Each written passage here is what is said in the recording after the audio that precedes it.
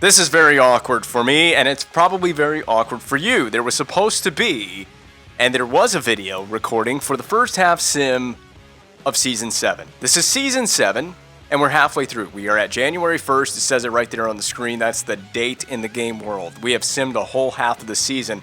I was recording. My computer crashed in the middle of recording, and I lost all of the video. So it is all gone. Everything that I went over in the beginning of the video, my crazy intro going over contracts and our trades in the off season and everything, I'm going to try to do basically a very fast summary of everything I went over before we start simulating. But the basic breakdown of it, I'm going to try to basically sum up what happened in the season sim to this point. So let's go to the easiest thing for me to do is to go to the calendar. I know this is very confusing to jump into the middle of a season and there's already a bunch of results. So effectively, we started off the first half of the year. We were pretty much, especially through the first 15 or so games, we were win one, lose one, win one, lose one, win one, lose one. We were playing exactly 500 hockey. At one point, we had a 9-9-1 record. So we lost opening night. We got smashed by Emerson Edom. He scored 4 goals in that game in the sim. I did a real-time sim for that. We got absolutely blitzed in that game by the Ducks. Then we won against the Sharks. We simmed. We won big time against the Oilers. We had a 3-game win streak going there. Then we lost 2 in a row, Colorado and Dallas. Beat Minnesota. Lost to Chicago. Lost to the Winnipeg Jets. Lost to the St. Louis Blues, so a bit of a losing streak there, including that big loss to the Phoenix Coyotes there. And then got another W, kind of getting it on the right track. Big win over San Jose on the road, then a big win over the Los Angeles Kings about 4 days later. Dropped a game to our Alberta-based rivals, the Oilers, beat the Bruins, and then proceeded to lose 2 in a row. Win, then won 1, and this is where we started win 1, lose 1. Win that game against New Jersey there. Lose to Carolina, win against Los Angeles, lost to Phoenix, win against Edmonton, and then we proceeded to lose. See, like I said, win 1, lose 1. We continued that pattern. We continued that win 1, then lose 1 pattern all the way to this point where we won 3 in a row. Ottawa, Pittsburgh, and Nashville. And then we left off right around here. I made some changes. So up into this point in November, so right here in the calendar, in November, I tweaked the special teams. Our special teams were struggling again. We had a really poor power play and we had a really poor penalty kill. I don't remember the percentages, but it was very poor. We were poor performing. Made some adjustments to the lines, and we started winning games here in the month of December. You see where we won those games? Ottawa, Pittsburgh. I fixed our penalty kill. Our PK was terrible. And after I made some changes to fix that, in short summary, we started winning games. So that was the basic gist of the episode. Fixing the PK, we're on a 4-game win streak right now, and we had previously only lost 1 game in our last, let's see this, 1, 2, 3, 4, 5, 6, 7, 8, 9. So out of our last 10, we've only lost 2 games out of our last 10. Let's put it that way. In the standings, we are 3rd. At one point, we were 6th in the standings with 30-some... No, how many points did we have? I thought we had like 30-some points. I can't remember. At one point, we were 6th in the division, in the Pacific Division there. But we were only 6 points behind 2nd and 3rd place in the division. We are now 10 points behind the San Jose Sharks, who we are facing in our next game after the turn of the new year. This is your leading, well, this is the East first. This is the Eastern Conference. That's the way those divisions look. We will go over some things in a moment. Goals, there's your goals leaders, top 8 anyway. Top 8 in goals, top 8 in assists. No Flames on this list, but you see Emerson Edom is there. The big surprise is the San Jose Sharks are a wagon this year. They are having a great season, and that is compounded by the success of Gagliardi and Couture. Then their assist leader, Bertrand. So they're having a great year. They could be a very dangerous team to play in the playoffs. I really want that Battle of Alberta in the playoffs. I hope we get it. Points leaders in the NHL top 8. Oh, by the way, Granlund and Sagan are producing, and so is Riley Smith. We'll get to that in a second. Save percentage and GAA leaders, and that's it. So just showing you that really quickly, as quick as I can, because I do want to get to simulating before long. I guess I'll pull up the lines. Let's pull up the lines here. So this is the way the lines look right now. So this was where we last left off. I know I don't have the recording, but this is what the lines look like. Tulosti, Seguin, Riley Smith, the guy we traded for in the offseason. I'll get to more on that in a second. Kostitsin, Granlund, Hanowski, second line. Brouwer, Eller, Stahlberg, third line. Rajala, Desharnais, Cogliano. This is the D pairs. Loaf or Lof. I don't know the correct pronunciation, but I'm going to go with Loaf. There is a way to pronounce an O with the 2 dots above it, but I forgot how you're supposed to pronounce that. Someone is certainly going to correct me, but by the time they correct me, this video will definitely be online. But Loaf and Ekblad, Laxo, Peckham, remember, that was the third pairing in previous seasons, but now they are the second pair. Seeloff and Ollie on the third pair. Seeloff having a bit of a tough year. We did look at stats, and we will see that in a second. Power play like that. That's just your first and second unit. This was shifted around before the little win streak that we're on. So this power play did look a little bit different. Not by much. The changes were very small. There were very small changes made to the power play. Penalty kill also, there's the 4-man power play. Penalty kill had a few changes, but that's the penalty kill as of the first of the new year. Seguin, Cogliano, Ekblad, Peckham, and then Eller, Brouwer, Loaf, and Seeloff. And the 3-man PK. And we've been running in net with Mrazek, but Sateri backing him up. But Mrazek's basically playing all the games. So I mentioned that trade, back to that trade discussion. We traded Riley Smith in the offseason to Dallas for Sven Baertschi. So they get Sven Baertschi, we get Riley Smith. Not an exact 1-for-1 trade, but we basically swap players. And there you see Sven Baertschi, second line, right wing. And we'll go take a peek at his stats in just a moment. We also flipped Callahan and Saad at the deadline to get Simon and Tulosti. Tulosti is still on the team. Simon we cut free. I don't think he retired. I don't know if he retired. But we cut Simon free just due to age. So we didn't bring him back. Callahan is still playing. He's in his mid-30s. We'll take a look at his stats in a second. I will definitely go over that in a little while. And meanwhile, Mark Giordano has found a home in Tampa Bay on the third pair, and again, cut him free just due to age. He has aged out. And Dan Girardi has found a home, a landing spot in Pittsburgh with the Penguins on the first pair, playing with Letang. So this is the production to this point. 35 games into the season, and Granlund, he is better than point per game, 16 goals. That leads the team as well. Seguin is back to form. He's going to produce very well. And Riley Smith, the big acquisition, the trade, he's doing exactly what I brought him here to do. He is point per game exactly, and he is on pace to outdo last season's goal total. Last season, he scored 30, 40 assists, 70 points. He is going to outdo that if he can keep this pace up. So if he can continue to score at this pace, he should outdo last year's goal and point totals.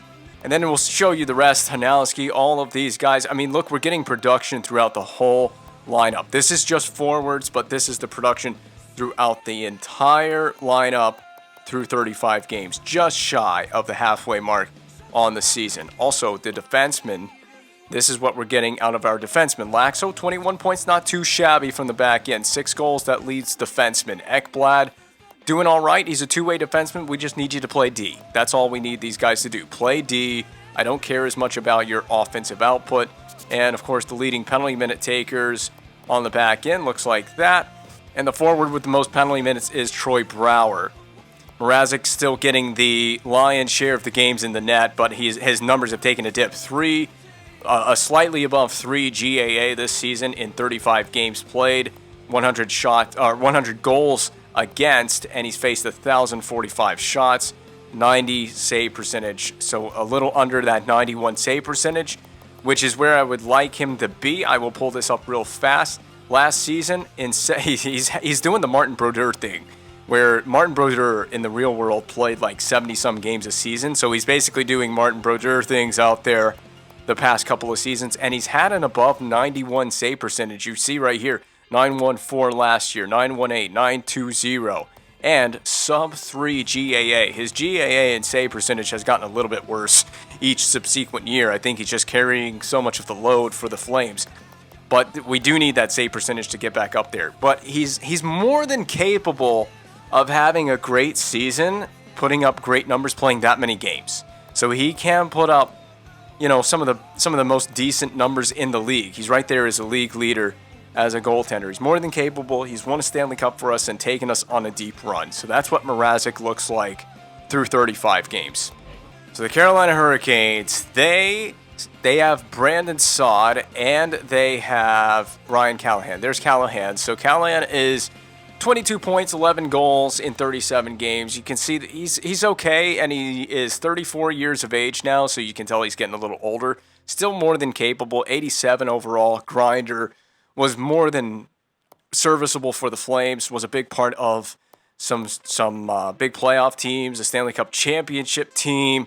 He was very important for that, but his point production and point totals do not justify keeping him here, especially at his age, and playing him on the first line. We need people that can score and produce on the first line, because this is a team last year that just did not score enough. And this is Brandon Saad, 8 goals in 37. So just, basically a bottom 6 player. And what is Sven Baertschi up to? 28 points, not bad, in 36 games. 10 goals, I gave him an extra goal in there.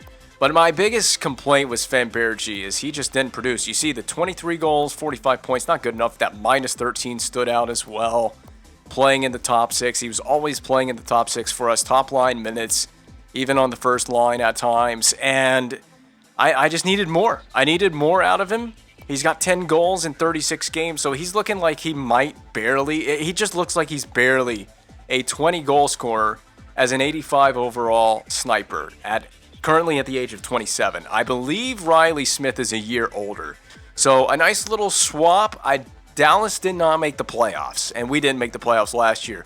So my way of justifying that trade is two teams looking to make a swap. I know that Riley Smith had a crazy production year last year, so you might pose the question, why would Dallas trade a very productive Riley Smith? But both teams out of the playoffs, looking to shake things up, and I gave Dallas a little bit of a package for taking on Sven Baertschi and giving us Riley Smith. So I'm hoping, I hope Sven Baertschi has a decent year in Dallas, makes it worth Dallas's time and effort to make that trade, and giving up Riley Smith, but I need Riley Smith to produce for us. And then there's Connor McDavid, finally getting a full season in the NHL with Florida, and they are in a playoff spot, I believe, right now. 30 points in 36 games, 13 goals. Yeah, McDavid's going to do big things. 87 overall at 22 years of age. As you see it last year, he played 38, so he had a partial year last year in the NHL. So this is going to be his first full season in the NHL. We got to keep tabs on McDavid. He's playing on the wing, by the way, not at center. He's actually being put on the wing, on the second line left wing. I haven't showed it here, but I did show it in the earlier recording that crashed. So I do know he's playing on the wing. Oh, and I recapped this in the earlier recording before we started the season sim.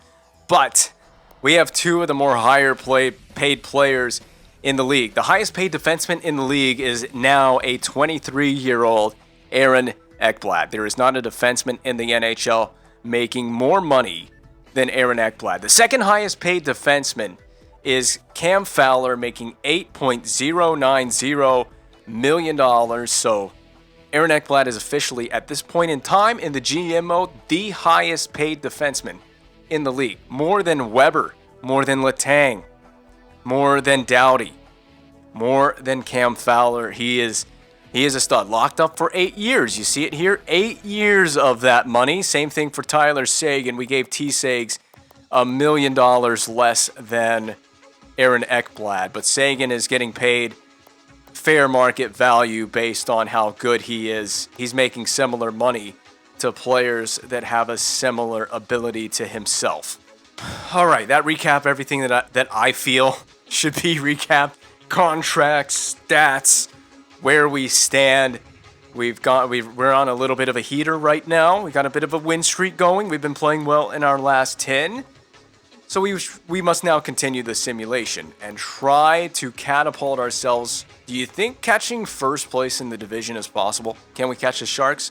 Well, it starts now. We need a big 2 points over San Jose. Let's continue the sim, the second half of the season simulation, see what we can do. Now, this is a great Sharks team this year. They're having a good season, and we win 2-1. That's what I want to see. Was that a regulation win? That was a shootout win, so the Sharks did get a point in that. That keeps them, barely. That keeps them. How can I explain it?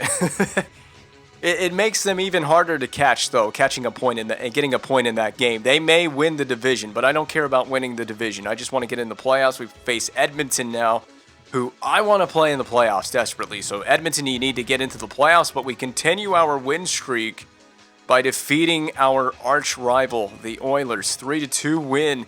More Pacific Division foes. Anaheim Ducks 6-1 win. What have I done? I have unlocked the magic. The magic is undone. A loss 4-2 to Winnipeg, but that's our first loss in how long? Well, if you go back here to Colorado, that's 1, 2, 3, 4, 5, 6, 7. We had a 7-game winning streak. That's big. That 7-game win streak alone could do massive things for our ability to launch ourselves into the playoffs. Big games on the road. We got Ottawa having a good year, but they've lost a lot in shootout and overtime. 10 losses in extra time for the Ottawa Senators. And that was a loss. 5-2. Definitely a regulation loss. Okay, now we're on a 2-game losing skid. We need to beat Florida. We're on a road trip too. Extended road trip. And I think that was an extra time loss to Florida. Was it? Scoring summary will confirm it was an overtime loss. So we got a point in that. Much needed point to break up that little losing streak we had going on, which we're still on a losing streak technically, but we did get the loser point. Need to get a win. Get it on the right trajectory again. And we lose. We lose in regulation. Losing streak now to follow the win streak. Riley Smith up to 17 goals, though. The win streak means nothing now if you start losing at this phase of things. You start a losing skid, and we continue the losing skid. Something is not right about this team. Starting to raise my concerns, and I may, if we can't get it back on the right track, dial it back up to 11 like we had it there for a second. Another loss. We did get a point in that loss to Philadelphia. I'm going to have to make some moves, man. And this could be lineup changes. This could be roster moves. There's a 1-0 win. So we did get a shutout win over Washington. We're playing Callahan and the Hurricanes. Callahan and Saad and the Hurricanes having a good season with S. Ward, not Cam Ward. And it's a loss, 4-2 loss. Very concerned about the way this team's playing, but that takes us to the All-Star break, so we can see who's representing us in the All-Star game. Okay, West All-Stars, we got Kane, Kopitar, Gabrick, good first line. Schwartz, Couture, Ryan on the second line. Berchi, Sven Berchi makes it. He makes it in, representing not the Flames, but the Dallas Stars. Niederreiter, Kumala, and Jensen on the fourth line. So Fowler, Shattenkirk, Enstrom, McEwen, Laxo makes it. So there's your Flames representative in the All-Star game. That's crazy. We didn't get a forward in the All-Star game. And Peter Mrazek backing up Corey Crawford. I can't believe that. Berchi over Riley Smith. Did we make the wrong trade? I got to take a look at Berchi's numbers. Maybe he's gone off in the last few weeks of the season. Yeah, it's still Ovechkin, Crosby, Drouin. That first line is unreal for the East All-Stars. Nash, Tavares, Giroux, that's an amazing second line as well. Spezza centering Van Riemsdyk and Voracek. Kohlberg, Shore, Polkinen, that's your fourth line. Carlson, Hamilton, great first pair right there. And both of those guys are making a lot of money, but not more than Aaron Ekblad is. Riley and Myers, Murphy and Sproul. Wow, Ryan Murphy. I remember once upon a time Ryan Murphy when he was a prospect. S. Ward and Lundqvist. So there's your goaltenders. So how do things look at the All-Star break? Well, Edmonton's in there, and they're 1 point ahead of us, but it is so crazy in the Pacific Division. From Anaheim down to Phoenix, separated by 10 points at the All-Star break. Kind of insane. That's true insanity to me. And then in the Central Division, not quite as tight in the Central Division, but still a very close division from 1 to 6. Still pretty close. 2 to 6 is very, very close, within 10 points of each other. But we have 2 to 7 within 10 points. And San Jose is not unreachable, even for ourselves. Only 10 points behind the Sharks at this stage of things. The East, Toronto leads the Atlantic Division. Columbus leading the Metro. And so, who was I? Tampa Bay having Giordano. They're not in a playoff spot as we speak. And Pittsburgh not in a playoff spot as we speak. They have Girardi on their first pair. Oh, and Florida with McDavid. Florida with McDavid in a playoff spot right now. What is Dallas doing? Dallas not in a playoff spot. No, not in a playoff spot right now with Sven Baertschi. How is this worthy of the All-Star game? 34 points, 13 goals in 46 games. 34 points, 13 goals. But 44 points, 13 goals is not worthy. 41 points, 18 goals is... Are you kidding? There is an agenda against us. There is an agenda against us. Unbelievable. Sven Baertschi got in ahead of that. He got in ahead of that. Are you kidding me? League bias aside for Sven Baertschi and the Dallas Stars in the All-Star game, we continue our simulation. I can't believe that. Sven Baertschi gets in ahead of Riley Smith. 18 goals in like 44 games or whatever we played to this point, 46, something like that. In either way, very incredible because Riley Smith is on pace to break a 30-goal season again. I need that kind of production. 2-1 win over Columbus. I'll take it. Need to continue to do more of that. Rack up those points right now. I know that we are begging Mrazek to continue to break his back for this team, but you got to do it, son. We got 2 wins in a row there. Columbus and New Jersey coming out of the All-Star break. Nathan Gerby on waivers from Chicago. The 5'4"? I believe 5. He's listed as 5'7". There's no way. I'm taller than Nathan Gerby. I'm 5'7". I think Gerby's like 5'4", and it's crazy they got him listed at 5'7", but what has he done? He's been in Rockford. Yeah, I'm going to just pass on that. Jordan Nolan, no, I'm going to pass on that. Adam Burrish, man, Chicago's sending guys down on waivers. A whole team's basically down on waivers. I got to do my due diligence. Look at this kid. How old is he? 29. Okay, 29, 79 overall. Probably not going to get much better. He's an offensive defenseman, 1 year left. Could be a nice option in the A. Well, I'm just going to pass on that. I wonder if any of those guys for Chicago got claimed. Not going to go into great detail to look and see if they did get claimed, but they sent a ton of guys down on waivers. I don't really know why. There's a loss to the Islanders, but whatever. We move on. Snip it in the bud. Don't lose another game in a row. Another guy on waivers. Colin Fraser from the Avalanche. 35. No. I don't need a 35-year-old. In our organization, just don't need it right now. If I can pass on that on waivers, big loss to the Bruins, 5-0. They got Dennis Seidenberg. They don't have Sean Monahan. They sent him on waivers, and he was claimed by Montreal. I still can't believe that Monahan was claimed on waivers by the Canadiens. There's a win, 4-2. So kind of bouncing around a little bit here. We gotta be a little more consistent with our play on the ice. Need to win a few. Just need to win a few in a row. Win 3 in a row, and I'll chill out for a second. There's 2 in a row. All right, that's getting on the right track. These are Eastern Conference teams too. So if we lost in extra time, I wouldn't be that upset if we give these teams a point. So we're going to be playing Florida now. They got McDavid. The McDavid-led Florida Panthers. So weird to say that. And that's a loss, 5-0. So when we lose pretty big. But if we can just win one of these next 2 or win both of these next 2 games, Nashville, Anaheim, and then we got to take a look at the standings, see if we are in the same spot that we were before, see if we've closed in on the lead of the division. That was a loss in extra time to Nashville, so a point there. And just please, we lost to Anaheim. Not liking the feeling of that. Oh, we dropped back down a little bit, but you can see Edmonton, LA, Calgary, Vancouver within 1 point of each other. This division is absolutely mad.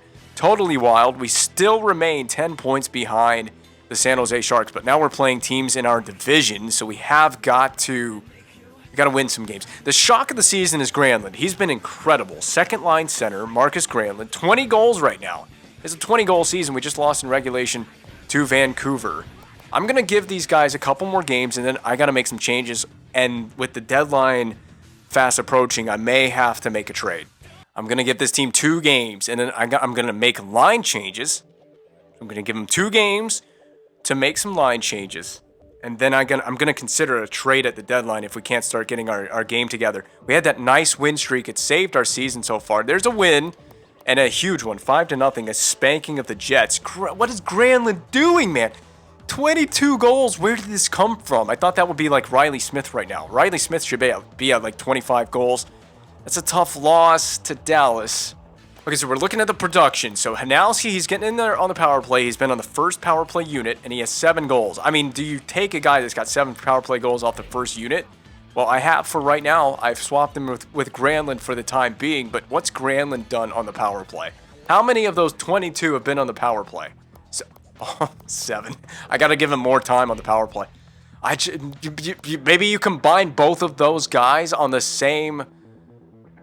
Gosh dang it. What do I do here? All right, here's what I'm going to do.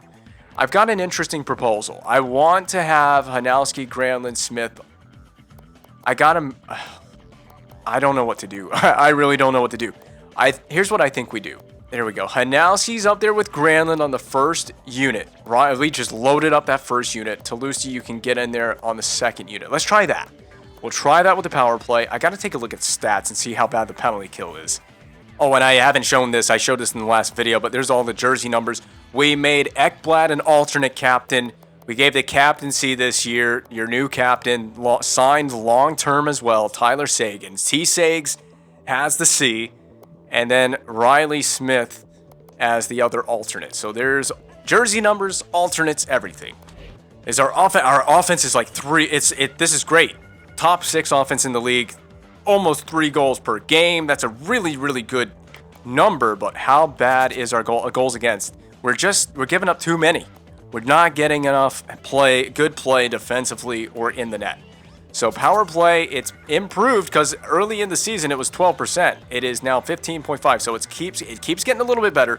Is that PK that's down there, 77%, worst in the league. We're good. I'm going back to adjusting my penalty kill. I have to. I've changed this once already. I don't know. Do I need to have Loaf with Ekblad? Let's try that. Loaf with Ekblad. And is there a better defensive-minded forward than one of these 2 guys, Brouwer or Cogliano? We got to keep Eller because of Eller's face-offs. It's 76, and his defense category is decent. We got to roll with that. Hanowski's a 2-way. But his defense category does not blow me away. Yeah, I don't know what to do here. Stahlberg. Wait, to try Stahlberg on the PK? Let's try Stahlberg on the PK. Let's do it. Let's try Stahlberg. Cogliano, how does your DCAT... I mean, Cogliano's got to be a penalty killer. He has to be a PK guy. Brouwer, I'm going to get you out for Stahlberg. I want to just try it. It may be the solution that we need. Changes to the PK, trying to improve that penalty kill before we get to the deadline. You know, we may need to just make a trade and get a really defensive-minded forward. Just make a very simple trade at the deadline. Get someone that can kill penalties, even if it's an older player, see if anyone's giving a player away. So when we get to the deadline, I think we just need to improve the PK. Just depends on where we stand when we get toward the deadline. Right? We just won a big game in that last one. Offense is not a concern because of my move for Riley Smith. Granlund's having a phenomenal year, so the offense isn't as much of the concern as it used to be. It's the defensive side of things, and our penalty kill is terrible. We need a penalty killer since we're approaching the deadline very quickly. I'm really thinking of trading to get a penalty. I'm going to get a penalty killer. I am going to make a trade for a PK guy. To the end of the season, we're going to get a staunch 2-way forward. It would be nice to get a good 2-way center. Maybe get a couple of defensive-minded players in a trade. Just going to have to look at what's around. There's a win over the Rangers that gets me feeling a little more optimistic. Beat a losing Flyers team. They're struggling this year. Beat these guys. And we did. 4-1 win. We can carry this to the deadline. I'm going to do what I have to do. I think that it's risky because the team is playing well. 31-27-5 at the deadline, but I'm going into my negotiations. I have to search for a defensive-minded forward. Now, I'm going to take my time, and I'll bring it back in if I find anything that appeals to me. Semin is back in Washington at an $8.8 million for 2 years, and they want to get rid of him. That didn't take long. Okay, I've got a deal lined up with Nashville, and I don't think they don't want to give away Rich Pepperly, but I need a defensive-minded forward, and this is it. It's Rich Pepperly. 90 faceoffs, 85 D awareness, 85 shot block. I mean, this may be the PK guy that we need. He can still play at 37. 2 years left, but I'd buy that out if I had to. It's only $2.3 million. Anyway, if he didn't retire, I think Pepperly retires. This is like a ride-off into the sunset type thing for him. And they want Klitzum, so I threw Klitzum in there. I mean, he's sitting in the AHL anyway, so I'm going to throw them that. And a 4th-round pick. Here's the value as it lines up. I mean, I think that about adds up in terms of value. I really hope Nashville's willing to do this. So this is my deadline deal proposal. Nothing absolutely crazy. I was not looking for any wild deal, just something very simple that can help us defensively. So will this go through? It is accepted by Nashville. Okay. I think we'd have to send someone down on waivers, so I'm going to send BJ Crombeen on waivers. Sure. So there we go. Send Crombeen on waivers. Is he in the roster? There he is. Rich Pepperly. There he is. He fits in nicely. And he's going to be playing on our bottom 6. I've got another one. I've got another trade here. I'm going to send Pouliot to Boston for Caron and a second because I didn't realize Pouliot's value was as high as it is. And they want Pouliot. They're willing to give away the second. And I want Caron because he's a heavy playing power forward. And I want to try and inject that into the lineup here going into the playoffs. So will Boston accept this? Ooh, not quite. All right, we're going to retry this proposal, but I have thrown in a 3rd for next year's draft for this year's 2nd round pick. A 3rd round for a 2nd, and Pouliot for Caron because of the value. Please, Boston. All right, I'm not going to get a 2nd out of this. I'm just accepting I'm not going to get a 2nd round pick out of this. It's okay. And I want you to see the trade value difference between, Pouliot's got a fair bit more trade value difference, but I just need to get, just let me get a 3rd. I'll just take the 3rd. I will take Caron in the 3rd for Pouliot. Fair deal. Please, Boston. Okay, Boston. Oh, this is not league approved. This is never going to go through. This is not going through, is it? Yeah, Boston is not willing to do that. I'm out of phones. Oh, I'm out of phones. Okay, well, for that hour, I'm out of phones anyway. Okay, I'm going to just do the straight swap instead of... Well, what if I do Pouliot? I got to get a draft pick back for this. I feel like I have to get a draft pick back. Like, I got to get, like, a 4th. We'll try a 4th and... a 4th and Caron for Pouliot. What if... Can I retain any salary? I'll retain... There's no point in retaining even that. Pouliot for Caron and a 4th. How about that? Yeah, Boston's just not willing to do this deal right now. I'm tired of doing this. I'm just going to try this. This is the 1-for-1 trade, man. Pouliot for Caron. 1-for-1, and they definitely accept that. So we traded Pouliot away now. We traded for him a long time ago, but I got my guy, my power forward in Caron. Let me back out of that. And now I'm just shutting down my phones for the rest of the trade deadline. Someone sent on waivers. A bunch of people sent down on waivers. Some trades were done. New Jersey acquired Gostad, so Nashville's selling off. So that made a lot of sense to trade with Nashville. They're selling off players now. We got Pepperly from Nashville. I'm shutting down the phones. Hayden Fleury sent down. That's a definite no. Weston sent down. That's a no. So you'll notice that none of my new acquisitions are in here. They're not in here, but that's okay. I'm going to do... I know the one guy that comments is going to hate this, but Desharnais is coming out. I got to put... Well, where is he? I got to make sure that Pepperly is here, right? Pepperly is in there. Caron's in there. Okay. Pepperly, you're going to get into the lineup, so we're going to... Oh, okay. I scratched the player. That's what I did. I scratched Desharnais, or I dressed... What the hell happened? Desharnais got to be scratched. Pepperly is dressed, and in the lineup. There we go. Peverly at fourth line center. What has Rajala done for me? He's had a decent... He's 41 points! 41 points, man! I can't take that guy out. I need Cogliano. Stahlberg? How bad has Stahlberg been this year? 22 points, man. This is tough. Who do you take out for... to put the power forward in there? I mean, Brower's got 17 points. That third line is doing things. And I don't want to take out Cogliano. I've got that power forward. I'll just keep him in case things go really rough, I guess. Because Cogliano's... I mean, guys are producing, man. Cogliano has 13 goals. I'm just going to try Rich Peverly. Now, this is purely for penalty killing and for defensive purposes. And for winning faceoffs. So, Peverly, you're going to be my main penalty kill guy now. So, Eller, you're out of there. And I got to find Peverly in this list and put him at this center position for all of the penalty killing situations. All right, got my recording saved. I had to stop the recording, just make sure I got everything locked in so I didn't lose what I did, because we did a lot. And now we're past the deadline. We're going to sim past the deadline. This is just going to be tagged on to where I stopped recording. It's a new recording session now, and I'm just going to tag all that on in editing. And we will continue the sim. So you won't even, aside from that note, you won't even know. We continue past. We got Peverly in there, fourth line center. That's more for penalty killing purposes, and it's a win. I'm so nervous. Did I screw up the team chemistry by trading for Rich Peverly and for Karan from Boston? So Peverly came from Nashville. Karan, we made another deal with the Bruins, so that we seem to have a pretty good little friendship going on with Boston.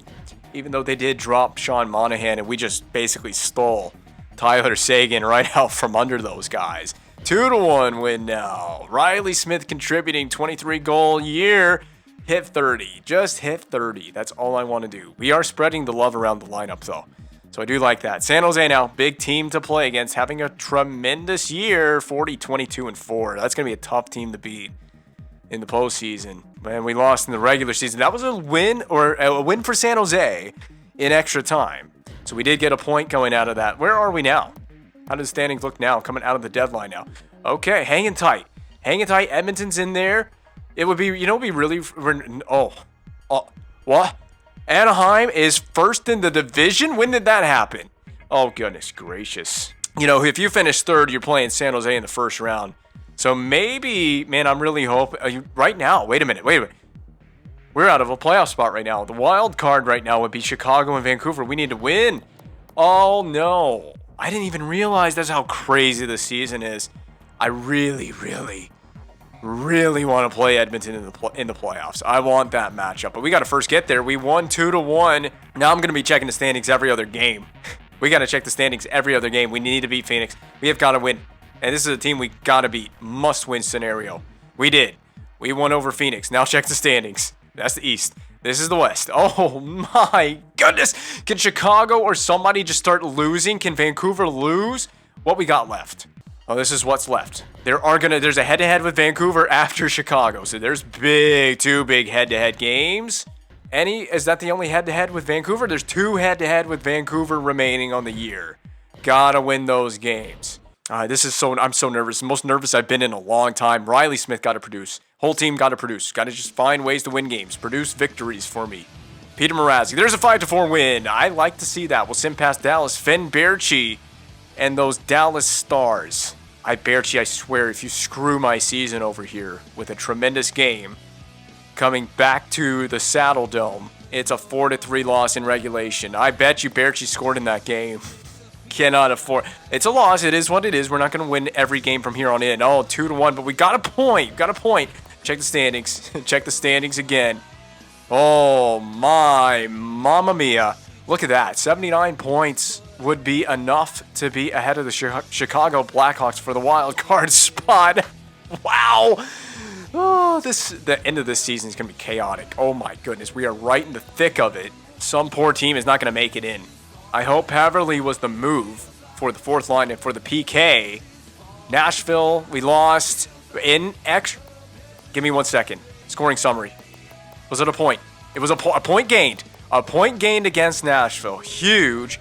And Riley Smith, again, having that huge year. We'll send the next two. Anaheim And Minnesota need the points right now. I really wish that this screen that we're in, and I'm well aware, I'm criticizing a game that is 11 years old. I know I'm criticizing a game that's 11 years old now, but I really wish that this screen had the standings in the screen full time, and that I didn't have to scroll through the message center to see what's going on in the rest of the league. Tough opponent in Anaheim coming into the Saddle Dome for this game. We won!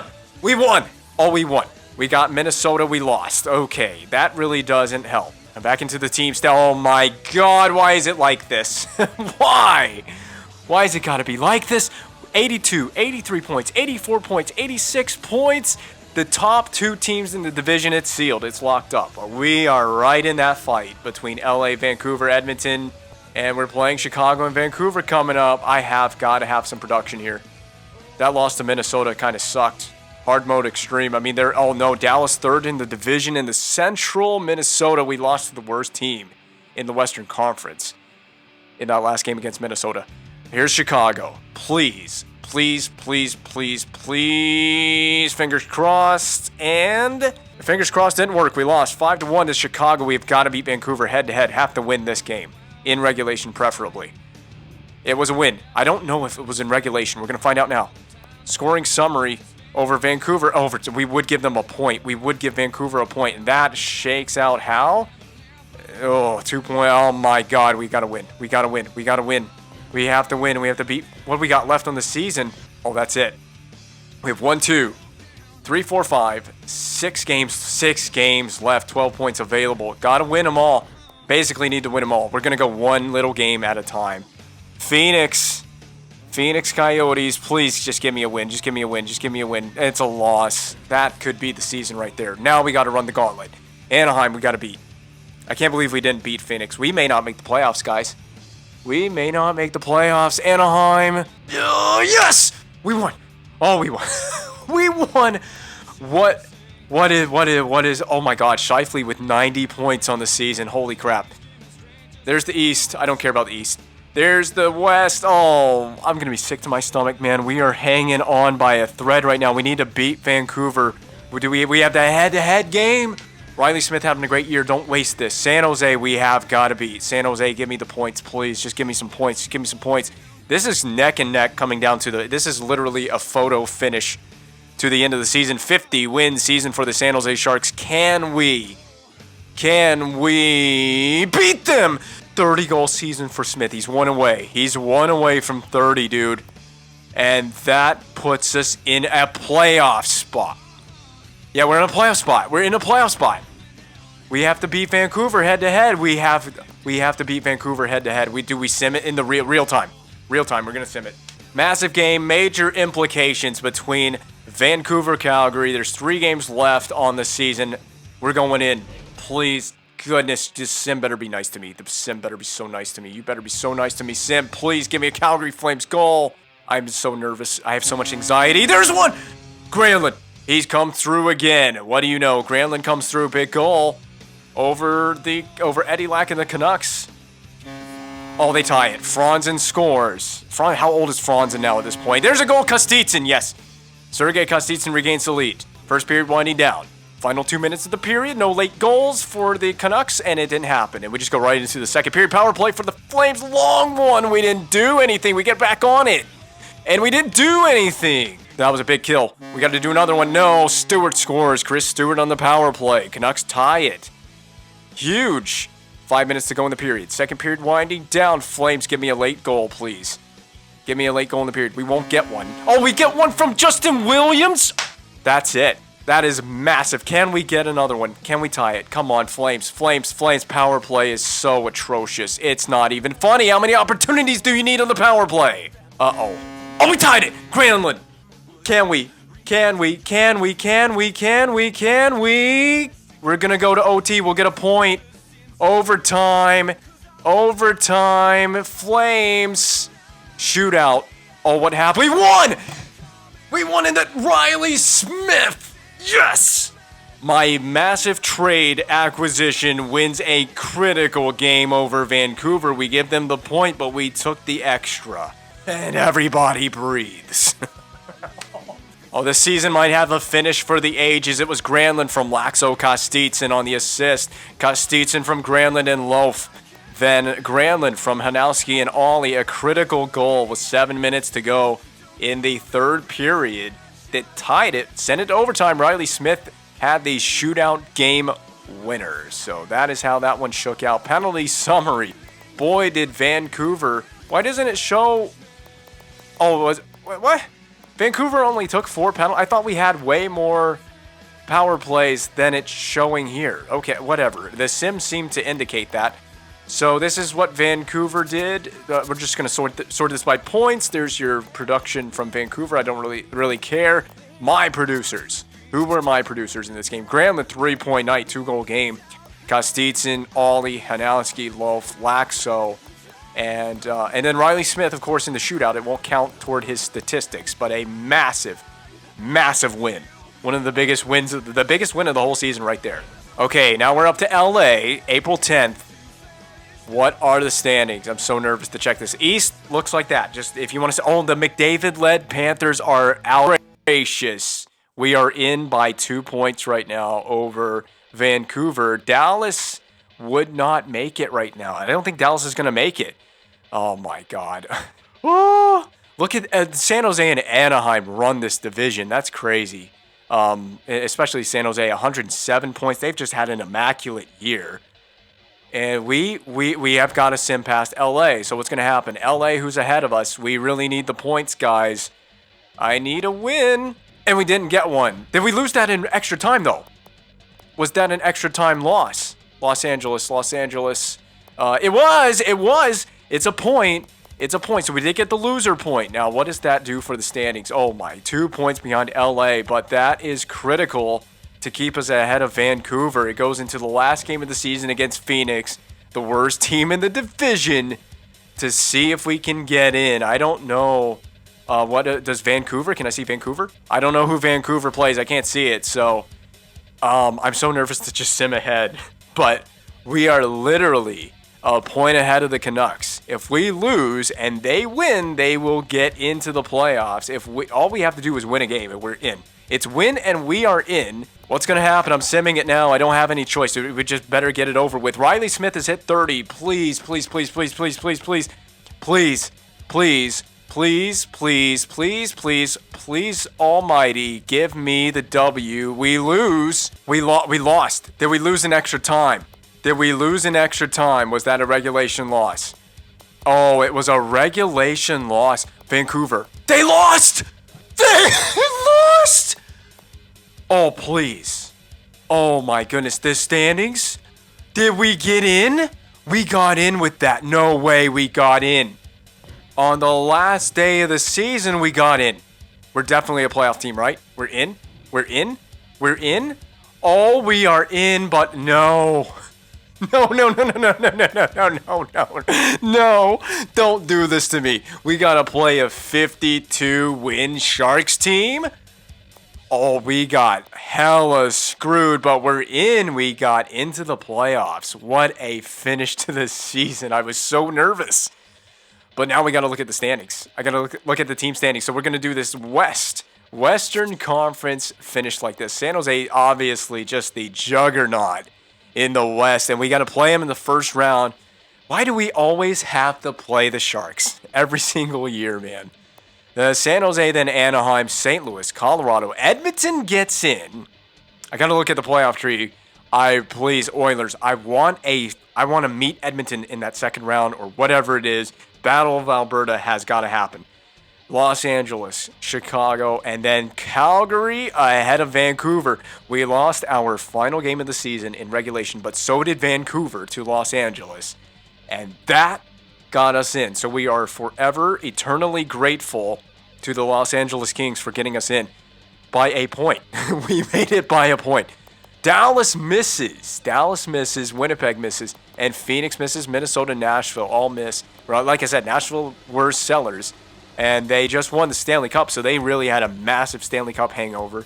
As they dropped to worst in the West. Perhaps worst in the league. They're going to be in for a lottery pick next season. The East looks like this. Columbus leading the East. Detroit, Carolina, Montreal, Toronto, Ottawa, Buffalo, Boston 1 point out. Rough to end, 1 point out. Buffalo gets in. New Jersey just gets in too. And I think that would be because of the Metro. Wait, why did? Yeah, they were third in the Metro. That means the Metro was god awful. So the Rangers 86 points, Washington, Pittsburgh. But yeah, the Metro was terrible, man. They only got New Jersey with 87 points made the playoffs because the Metro sucked absolute ass. So how did the goals for per game look? 8th in the league. I'll take that. Just a shade under 3 goals for per game. And then how did the goals against per game look? Above 3. So we had terrible goaltending.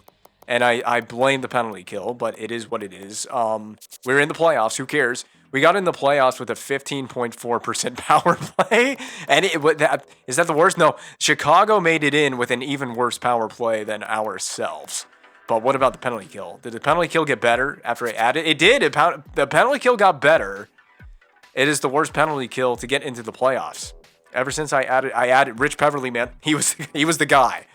And what did we do in our last 10? We went 5-4-1 to get into the playoffs. We went 19-18-4 on the road, 22-14-5. So home ice is going to be huge, but we will not have home ice advantage against the Sharks. I'll tell you that much. I don't even think we wouldn't have home ice advantage at all in this playoffs, being one of the worst teams to get into the playoffs. In fact, were we the worst team to get? No, New Jersey was the worst team to get in. So we need a New Jersey Calgary Stanley Cup final to have home ice advantage in this playoffs. Aside from that, yeah, every series that we play in this playoffs, should we keep advancing, we would start on the road every single series.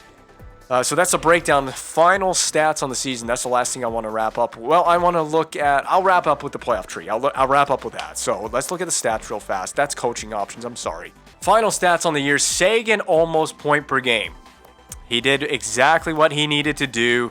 Didn't quite eclipse a 30-goal season, but he's a center. He's done it before. His first season as a Flame, he had a 30-goal season, and he had 83 points. So that 2017-18 season, that was his first season as a Flame, and that's what he did there. This season, he was just as good, but his plus-minus flipped the other way. It was a -12, but his production was just as good as his first season here. So last year, we missed the playoffs, and Seguin took a dip, and so did the whole team. So he had a 10 points better production, a little bit shy of that 83-point mark, and 4 goals shy of 30, but I'll take that from my first-line center that we signed him to an 8-year, $7.415 million deal. Huge deal there. Granlund with his best season in the league, 26 years old, 82 overall sniper. I mean, playing like a freaking 90 overall sniper. Okay, that's a bit of an exaggeration, but he had more goals than Seguin. He had 68 points. And his best season, his best season in the league, he had an even better season in 17-18. Yeah, he had a 30-goal year, 70-point producing season. So you can see where Granlund's production is as a center. It's pretty good. I mean, a nice underrated little player here in Calgary. Well loved, and a +14. You love to see him being positive in the plus-minus. And he contributed 9 goals on the power play. That's the thing that I need to look at. 9 on the power play. What did Seguin have on the power play? Did he do anything? 5 goals on the power play. Okay. Riley Smith, the trade acquisition that was brought in here to produce offense, and well, he did that. He pretty much matched last season's effort. I know that 64 goals or 64 points is 6 points shy of 70, but he did outscore himself, and he had his best goal scoring season of these 4 that are listed here. He had his best goal scoring season, 31 goals. The offensive output was certainly there. It's really hard to get a goal scorer unless you just have an Ovechkin or one of those types of players that can score 40 goals. It's just hard to have that from a mid-80s sniper. But that's the kind of production I'm talking about. 11 markers on the power play. Insane stuff. Riley Smith, you did exactly what I brought you here to do. Now we need to do it in the playoffs. We need to get it done in the postseason. Hanowski, 19 goals. We'll compare this to his previous output. Pretty decent season. Not his, his best season in the NHL, actually. Best production. I mean, his point production skyrocketed. He outproduced himself by more than 20 points. And wait a minute, I'm so confused. Why did he really play in the AHL all those seasons? Remember, Hanowski was on our Stanley Cup winning team. Oh, yeah, we brought him up because of injuries. That's why. And then I've kept him at the NHL, man. I have kept Hanowski playing here in the NHL. He had 19 goals, 58 points, playing on the bottom six. I think he's playing third line time. Does it show you his average time on? It doesn't tell you average time on ice, but he's bottom six player, basically. No, he's playing on the second line, isn't he? I think he's playing on the second line with Granlund. I'm pretty sure that's where he is. Toulouse, traded from Carolina to here, had 50 points, 21 goals. I mean, that's about what I would expect from a mid-80s playmaker. That's not bad. Not too bad playing alongside. Is he playing on the first line? I think Toulouse, because of our losses that we suffered, we had to put him on the first line. Rajala, he had an 8-goal, 47-point season. And playing on the fourth line, dude. 47 points on the fourth line? Hell yeah. And he was on the power play. He had 5 power play goals. Eller, playmaking center, free agent signing, just to fill out the depth. And he did more than fill out the depth. 21 goals on, I think, the third line this year. 46 points. Pretty happy with that. 7 power play markers. Alexei Laxo, the defenseman. So this is a defenseman, 41 points, 8 goals, -5. I can live with a -5 as long as it's not that huge -15. Remember, some of these guys saw negative statistical growth. Ekblad, did you have a big season offensively? 9 goals, 36 points. Okay, it's just kind of okay. We'll have to see how that compares to the rest of the National Hockey League. But he outdid himself last year. He had just 5 goals, 31 points last season. But, that was the big one. 17-18, second season in the league. Huge jump in production, 54 points, 11 goals. And we made the playoffs that year. He just had, he tends to match his output of 4 power play goals a season. So I like that. Kostitsin, 18 goals, 35 points. Need a little bit more second line left wing for me. He's playing on the second line. 81 overall, I know, but because of our losses, but I see that +17. That stands out to me for Kostitsin, so well worth it to have Sergei Kostitsin. And his defense category is not insane. He's a sniper as well. So Loaf, signing in free agency, 31 points, 3 goals, +7. Just do your job defensively is basically all that I have to say there. And it looks like he basically did. Cogliano, fourth line player to fill out the depth, play a little bit of defensive-minded hockey, and his plus-minus was even. So at least he wasn't in the negative. He had 28 points. That's outdone his previous 2 seasons there, 14 goals.